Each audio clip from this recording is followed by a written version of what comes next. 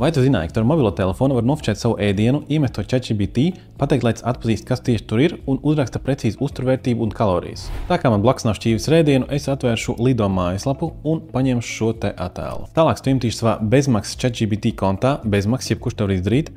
Uzrakst šī ēdiena sastāvu, svaru, kalorijas un uzturvērtību, proteīnu, taukus un ogļhidrātus. Te rezultāts. Tas ir atradzis, ka šajā attēlā ir 3 vistas filējas strēmeles, 2 ceptas kotletes, 2 vārītas vai sautās kartupeļu bumbiņas, cepta sīpola ar rīsiem, cepti makaroni vai burkānu salāti, 2 cepti olu plāciņi ar tomātu, cepta desa vai cīsiņi, 2 gabali zaļumu un lapu salāti, krējuma vai mainaizes mērts.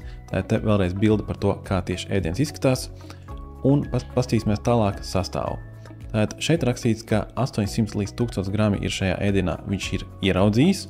Tālāk kalorijas ir no 1600 līdz 2200, un pēc uzturvērtības olbaltumvielas, tauki un ogļhidrāti ir redzami šeit. Vai aprēķināju šos datus pareizi? Es nezinu, uzturvielas nav mans lauciņš, tāpēc, mīļie cilvēki, ja jums ar šo ir bijusi pieredze, lūdzu uzrakstiet komentārā, cik precīzi ChatGPT šo aprēķina, un tu, protams, var izmēģināt arī tagad. Tas ir bez maksas, un jebkurš to var izdarīt.